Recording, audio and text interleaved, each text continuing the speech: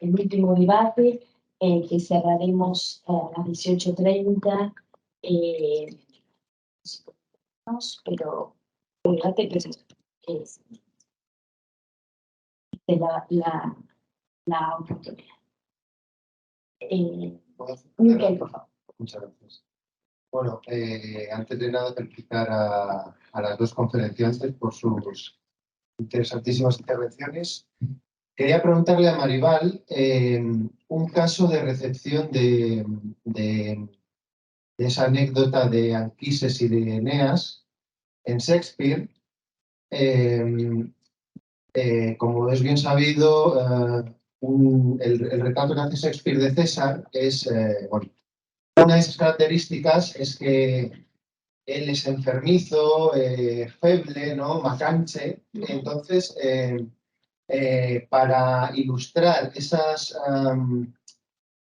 referencias de las fuentes, se inventa ese desafío, que igual quizás conozcas, de Casio, bueno, de César a Casio, de nadar en el río, en el Tíber. Se dice, bueno, es una noche muy terrible meteorológicamente hablando, y bueno, pues Casio dice, las aguas del Tíber se elevaban hasta lo imaginable, etcétera, etcétera. Y entonces se supone que César le desafía a Casio y se lanza, César bueno, se lanzan los dos a nadar en un día tan peligroso en el Tíber.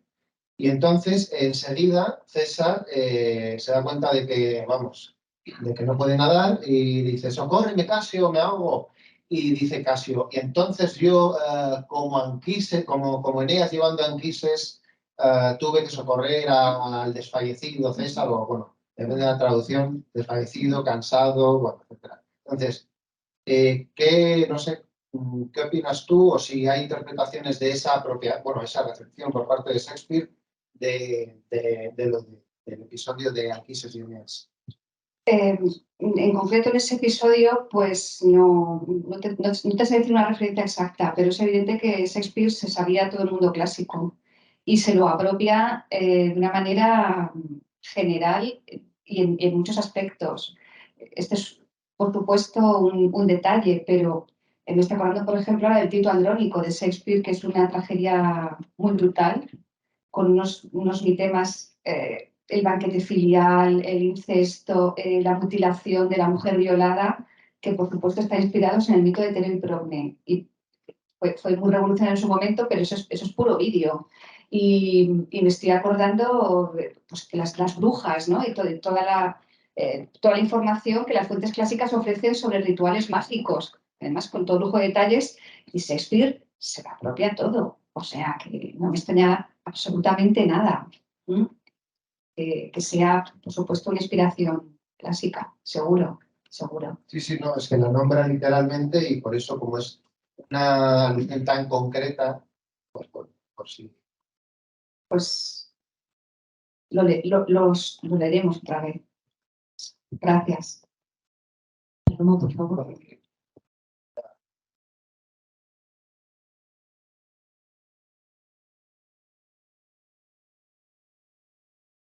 Muchas gracias a las dos por esta sesión tan bonita, tan mitológica. Una pregunta para Maribal sobre el cuento Dido para Eneas. Me parece que todo lo que es el mundo de la literatura juvenil está habiendo un montón de retellings, ¿no? Sobre la mitología, y que ponen a la mujer pues un poco como protagonista de estas historias. En este caso, que es literatura infantil, Dido para Eneas, el título me sugiere un poco lo contrario a lo mejor lo que pretende luego el cuento. Entonces quería preguntarte si has tenido oportunidad de ver el cuento y exactamente qué visión nos da el personaje, si es un retelling en un sentido, digamos, feminista o no. Yo no diría tanto, porque ciertamente es una versión de la Eneida, pero que toma, eso sí, pone el foco sobre la figura de Dido. Dido no es el personaje auxiliar, sino que es el personaje principal. Pero por lo demás me parece un poco romántica además. Es decir, se concentra mucho en el asunto del romance. Entonces, no es exactamente una literatura feminista, pero al menos ese intento también de acercar los clásicos al mundo de los niños o de los jóvenes A mí todo me parece bien, de verdad. Todo lo que se haga me parece bien. Luego ya, pues, está preciosamente ilustrado y es verdad que pone el foco sobre ella, pero es en fin, es un romance bastante convencional, Sí, vamos a tenerlo así. creo que es bueno que no se adultere el mito, o sea, que si la Sí. historia es esa, ¿por qué no contarla así, de esa manera, ¿no? Por eso que me llamaba la atención el Sí. título, porque como todo tiende a lo contrario, pues, digo, No, es también una diva entregada. Pone toda la cara en el asador por el beneficio del héroe. Pero al menos el foco está sobre ella. Quiero decir, es un pequeño avance. Gracias, Raúl. Ricardo, por favor. Ahora. Ricardo, antes te había visto. Bueno, felicidades a las dos. Y se me ha ocurrido una cosa a propósito de lo que antes he mencionado, porque me ha dado la sensación de que los ejemplos de la recepción de la figura de Dios, que podían ser todos positivos, o que al menos empatizaban con el dolor. Pero no sé, alguna vez he leído algo alguna interpretación de Virgilio que relacionaba o interpretaba a Dios como parte de ese estereotipo de la mujer pasional relacionada más con la hechicería, sobre todo a propósito del sacrificio final, la hoguera, y demás para apoyar su maldición, ¿no? Entonces, mi pregunta iba por ahí. ¿Conocen algún ejemplo de recepción o de representación moderna de Dios que vaya en esa línea claramente negativo en general, ese otro lado romántico? Pues justamente en esa carta de Graciela vuelve a subrayarse, ha habido como una histérica pues que solamente quiere retenerlo a toda costa, que no se entera de nada. Y Eneas, el compasivo, no le quiere hacer daño diciéndole que en realidad está enamorado de Ana, que es una persona mucho más sosegada. O sea que ni siquiera hemos reivindicado completamente la figura de Dido. Quiero decir que Virgilio está más avanzado que las interpretaciones modernas, porque, bueno, la de Irene Vallejo sí que es una mujer poderosa que se enfrenta a los problemas de dirigir, en este caso, una ciudad, pero aunque lo he leído muy rápido, ese momento en el que ella se plantea, estos súbditos míos, si se dirigieran a mi padre, seguro que no lo harían igual. Y entonces ella por eso le gusta ir a caballo, ¿no? Ahí sí quizás vemos un Dido que es consciente de su poder, que se lamenta de que no se valore suficientemente su capacidad de gobierno, de dirección, pero a la vez muy insegura y en ese sentido con las típicas cosas de ay que tengo celulitis, ay que no soy como Elena, no quiero que me vea. Bueno, hay detalles muy bonitos de me acerco estrechamente a él para que no me pueda ver en la distancia, o sea que se me note. Entonces, todavía no tenemos ese Dido ni en el mundo infantil ni en el mundo contemporáneo, esa Dido, como digo, tan poderosa como la plantea Virgilio, ¿no? Y Ricardo, por favor. Completaros, Carolina, es que tenía pendiente la peli, entonces la veré. Está En YouTube. Y nada, Maribal, en la recepción había una cantante que se llamaba Dido en los Sí. años 90, no sé si tendrá algo que ver eso. Y luego la pregunta es, ¿por qué no hay más recepciones? Estamos aquí medio de broma, pero es que es verdad que es muy pesada, ¿no? Es como, pero no, ahora en lo serio, tal vez no hay más recepciones porque realmente nunca quiso a alguien. Entonces, porque cuando tú quieres a alguien, le dejas ir, como Calipso a Ulises. Le dejas ir. Sí, porque no tiene otro remedio. Yo creo que habría que hacer un día sobre las despedidas en la mitología. El hecho de despedirse. Es que ella no se despide, bueno, no quiere despedirse. Y ya solo como has dicho que te parece bien todo lo que hacen los niños y la gente joven, en una de mis clases, pues pregunté y me dijo una, es que claro, ¿por qué se suicida? Es evidente, está embarazada. Y yo dije, pero ¿cómo? Y dice, claro, está embarazada. Eneas no quiere ser el padre, y además se lo tienen, y sería un niño a los dos. No sé si hay algún tipo de alguna recepción en la que ella. No sé, es que ella me lo dijo y yo me quedé. Pero ¿Pero ha leído Las heroídas? ¿cómo? Pues es que Las heroídas, ella, Bueno, no lo sé, pero que no. es que Las heroídas, ella intenta retenerlo y también en la heroída de Graciela, intenta retenerlo con eso. Le dice, oye, que lo mismo estoy embarazada, ¿cómo te vas a marchar? Estos chantajes, ¿no? Que se consideran tan femeninos. Eso aparece en la heroída. O sea, que es alucinante, lo de una alumna. Pues sí, ella lanza ese cebo por si acaso cuela, pero se suicida por un problema de honra. Es que, claro, como siempre digo, nos tenemos que poner las gafas, porque ahora hablas de honra y como, o sea, ya hay que buscar en el diccionario qué significa esto, ¿no? Ya honra, honor, todos estos valores ya como que están muy de moda. Y ella se suicida porque ha sucumbido y se ha acostado con Eneas, cuando ella es viuda y no quería haber hecho eso. Y se suicida por eso, porque se ha entregado en la idea de que él iba a corresponderla y no lo ha hecho. Es por eso. Aunque ya digo que en el núcleo primitivo se suicida por no soportar el acoso de Jarbas. Entonces, que también tiene mucha tela esto que cortar, ¿eh? También tiene mucha tela que cortar. Pero a ver, Ricardo, ¿cómo lo va a dejar ir? Calipso tampoco deja ir a Odiseo. Calipso también lo chantajea y le promete la inmortalidad. Y fíjate, Dido con la cosa del embarazo, la otra con la inmortalidad. Y Odiseo, que es listo, se marcha. Porque lo de la inmortalidad, o sea, parece una cosa, un regalo, ¿no? Pero eso le interesa. La inmortalidad siempre con... Es un problema, ¿no? El dejar marchar. Pero vamos a ver, esto es una postura vital. ¿De verdad que sabemos decir adiós? El mito siempre es un reflejo pues, de la propia condición humana. Nos cuesta mucho dejar marchar, o no, no sé. Claro que No sí. sé, no sé si... Orfeo si- tampoco deja. Claro, es el mismo mi tema. No la puede dejar marchar, ¿no? No.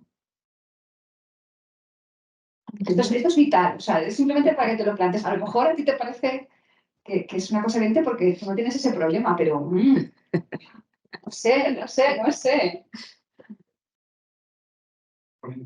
Un comentario a propósito de tu referencia, Maribal, a la escasez de reflexiones o de recreaciones o apropiaciones modernas de libros, pero yo creo, si no me equivoco, no sabría, digamos, aducir una prueba concreta, pero por cosas que lees o que miras o internet, yo creo que Dido sí que se ha convertido en uno de los iconos feministas en los últimos tiempos. Y estoy pensando además en otra imagen femenina que puede ser Boudica, que también son como dos mujeres fuertes y empoderadas y, vamos, yo no sé, creo que no sé si es por problemas de tiempo que no te has ido, no te has centrado en eso, pero yo creo que hay un terreno, yo creo que bastante interesante por explorar. Y de hecho recuerdo también, desde el punto de vista artístico, una obra muy famosa de una escultora, yo creo que es norteamericana, que es una representación de una mesa grande como con iconos de la historia de las mujeres. Ahí yo pasaba Dido y no sé si aparece Dido o aparece Boudica. No sé es Dido, Sí. por ejemplo, y esa además es una obra de las paradigmáticas del feminismo militante contemporáneo, ¿no? O sea que yo creo que sí que hay no sé, algo más. Y luego también muy breve para Carolina simplemente preguntar si, teniendo en cuenta que la película es del 59, es decir, casi hace un siglo, pues si no ha habido después también alguna otra recreación de esa búsqueda de relectura desde el punto de vista de la cultura brasileña de algún mito, episodio, personaje clásico. Sí, hubo un remake de la película el año 99 que se titula simplemente Orfeo, no la abordé, pero ya para el estudio lo voy a abordar también, y que también está basado en críticas sociales, pero ya de ese momento, de finales del siglo XX. O sea, el problema que se ve no es solamente la pobreza o la discriminación, sino que entran allí también el tema, por ejemplo, de la droga, del narcotráfico, de la violencia. Entonces, da espacio para también tratar ese otro tipo de temáticas. Bueno, durante esa, ha habido más, no mencioné, pero también lo tengo que seguir trabajando. Por ejemplo, hay un Orfeo de una versión griega del año 75, que está centrado más en Eurídice y que en el fondo quiere reflejar la violencia de los regímenes totalitarios de la época y la dictadura de la década del 70. Entonces, han habido varias versiones. Desde el año 59 en adelante, hay una el año 85, después hay otra el año 95, después, bueno, está la brasileña del 99, otra de Orpheus Descending el año 90, y otro que es Shredder Orpheus también del año 90. Entonces, sí, se ha revisitado mucho el mito por el cine a lo largo del tiempo. Y claro, esto yo también me gustaría tratarlo más en profundidad al momento ya de la parte de la escritura, porque hay mucho material sobre Orfeo en el cine. Antonio, desde un punto de vista ideológico no lo dudo, pero en el mundo del arte, o sea, en comparación del arte y de la literatura, en comparación con las medusas, bueno, lo de Medusa ha sido un boom brutal. Lo de las Medeas, sí, es verdad que es una figura poderosa y se reconoce, y la cantante Dido que tuvo su época de gloria, ¿no? Entonces, hago un llamamiento, como igual que hice con los juicios de París, si encontráis algún asunto de recepción, por favor, hacedmelo llegar. En el mundo hispánico, sobre todo, es el que más me interesa. Igual en otro tipo de tanto la política feminista, por ejemplo. Sí. Yo sobre todo me concentro en poesía, microrrelato, pero, pues, por favor, hacedmelo llegar. Gracias.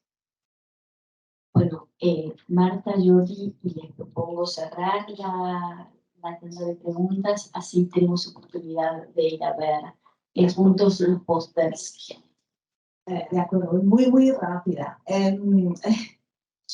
La tradición de la vida empoderada tiene muchas manifestaciones en arte y la literatura.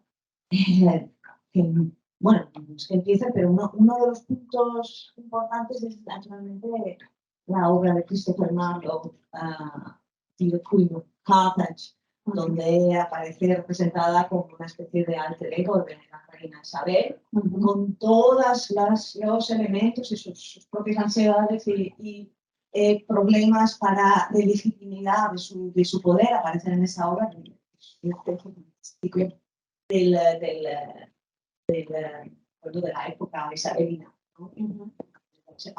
Precisamente, pero luego nos encontramos también con movimientos feministas, o una versión más feminista, en la de Jules Lemaitre de 1905, llamada Anna Soror. Naturalmente, ahí se parte la tradición de Anna, Anna que salva a Dido de la muerte, y eso luego nos reprende una artista fantástica de los años 80, feminista, radical, llamada Lina Mangiacappa, y crea una película muy poco conocida hasta ahora. Y en esa película, efectivamente, Dido no está muerta, se llama Dido non è morta, y es un empoderamiento total también desde un punto de vista espacial, porque es la Cartago, la Cartago moderna es una nueva Cartago, la nueva polis, y ahí aparecen todos los elementos de ese feminismo de los años 80. Y es muy interesante porque en ese caso Eneas es ese héroe desfasado, antiguo, anticuado, que ya no pinta nada ese mundo moderno que no entiende, que es un mundo pues, industrial.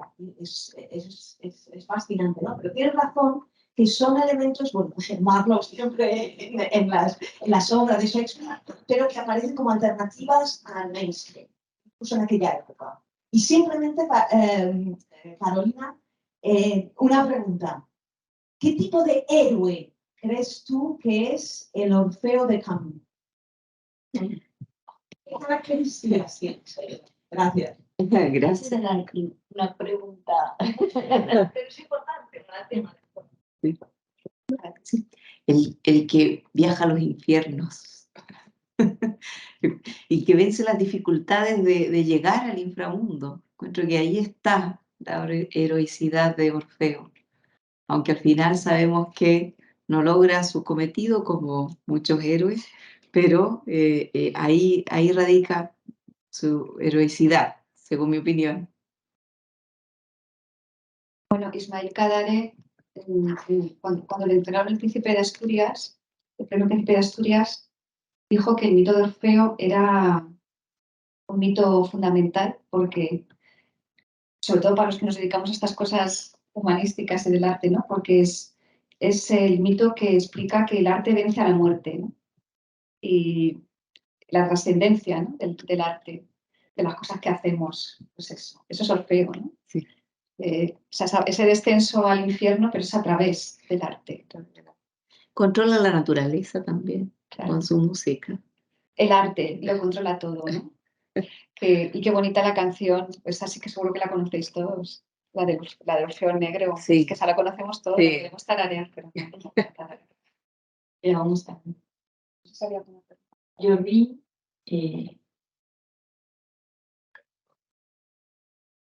Gracias a las dos, bueno, a todos, pero estoy aprendiendo un montón, ¿no? Pero yo, Carolina, te quería preguntar dos cosas, pero que en realidad están un poco vinculadas, por a ver si las sabes, si las has encontrado o tienes un poco de información, porque hablabas de la recepción de la película en el contexto brasileño por el tema que trata. No sé entonces, cómo fue recibida esta película, si tienes un poco de información de cómo se recibe en el contexto francés, porque es la nouvelle vague, en ese momento están todos dándolo todo, por así decirlo, en el contexto francés. Y también un poco en relación con esa recepción de la película en Francia, no sé si puedes explicar un poco cuál es el tipo de lenguaje que utiliza Camus para contar esta historia. Lo digo porque, por ejemplo, René utiliza muchísimos fundidos, encadenados, las superposiciones, y me preguntaba si en ese viaje que hace al inframundo se juega un poco también con el lenguaje visual o es, digamos, una construcción estética lineal a esos aspectos. No sé si es muy complicada la pregunta, pero es que cuando lo contaba estaba pensando un poco en eso, ¿no? ¿Cómo es esa puesta en escena desde el punto de vista del lenguaje fílmico? Claro, bueno, yo no soy muy entendida en cine, la verdad, o sea, nada entendida, pero la escena del descenso a los infiernos es muy interesante y está bien lograda en la película. Ellos bajan de un edificio de la policía, de la sección de desaparecidos, bajan una larga escalera que los va a conducir a esta morada, una casa que está resguardada bueno, tiene unas rejas que las resguarda el Cerbero, que ladra y que solo permite el ingreso del barrendero, Hades, y de Orfeo, dejando, digamos, a otros acompañantes, los deja fuera, y él es el que puede entrar a este mundo que lo conecta con esta ceremonia de Candomblé, donde él conecta con el espíritu de Eurídice. Entonces está bien logrado, es una de las partes, encuentro yo, que es más interesante por esa fusión cultural que logra la película, de las que más vale la pena ver, de las mejores escenas. Sí, bueno, con respecto a la recepción, según lo que tengo entendido, lo que he ido indagando, hubo una muy buena recepción en Francia y en general a nivel internacional, pero no fue del gusto completo de Vinicius de Moraes, la obra final de Marcel Camus, y despertó algunas críticas, como había señalado, entre las autoridades, por la imagen que se estaba dando de Río en el exterior, de Río de Janeiro, de Brasil en general, sobre todo por el tema de la favela, y porque se muestra la pobreza de las favelas. Entonces, generó ahí como cierto resquemor de qué imagen se está dando, ya solamente, ¿cierto?, la cultura afro-brasileña, la pobreza, y por ahí, dentro del país, la película no tuvo al principio así tan buena acogida como sí lo tuvo en Europa. Eurídice era la esposa del director, la actriz. Pero sí, en realidad eso fue un poco al principio, no fue del agrado de todos, ni siquiera de Vinicius.